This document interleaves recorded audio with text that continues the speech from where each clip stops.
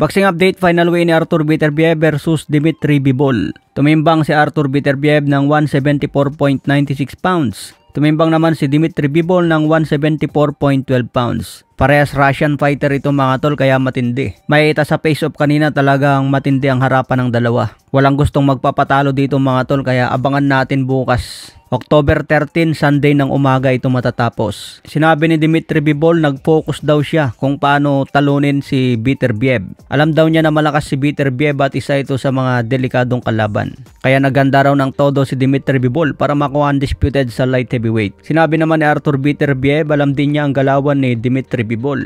Hindi na raw bago kay Beterbiev ang estilo ni Bivol dahil parehas silang Russian. Pagdating naman sa laban ni Cuadro Alas Casimero versus Sanchez, matatapos po ito linggo ng hapon. Sa ngayon tabla na ang odds sa laban ni Casimero at Sanchez. Ibig sabihin hindi na lyamado ngayon si Cuadro Alas. Marami pa rin ang nagtatanong kung kaya daw ba ni Casimero i-knockout si Saul Sanchez. Kung mahina ang panga ni Sanchez mga tol, siguro matutulog ito sa laban. Pero base sa mga nakaraang laban ni Sanchez, hindi pa ito nananockout. Natatalo lang ito, split decision. Hindi pa ito naranasan na tulog sa loob ng ring. Malay natin ito na ang oras ni Saul Sanchez para matulog sa ring. Pero pinangako rin ni Saul Sanchez mga tol na magpapakitang gilas sa Japan. Alam din ni Saul Sanchez na matagal na bakante si Casimero. Wag lang matama ng solid si Sanchez mga tol dahil pwedeng matulog. Okay mga tol, sa ibang banda matatandaan nyo ba si Tenshin Nasukawa? Ito ang dating tinalo ni Floyd Mayweather. Ito ang dating pinaiyak.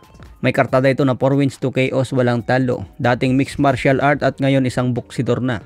Makakalaban po niya ang ating kababayan na si Jerwin Asilo. May kartadang 9 wins 4 KOs walang talo. Kaya sana manalo ang ating kababayan dito mga tol. Malupit din magboxing si Tenshin Nasukawa kaya hindi rin birong kalaban. Undercard nga po ito sa laban ni Junto Nakatani. October 13 din ang laban ni Takuma Inoue. Makakasabayan niya ang laban ni Cuadro Alas Casimero. Pero magkaibang promotion yan mga tol. Kaya tingin ko yung mga Japanese fans manonood sa laban ni Takuma Inoue. Pagdating naman ng October 14, Monday, mapapalaban naman si Junto Nakatani. Kaya marami tayong abangan ngayong October.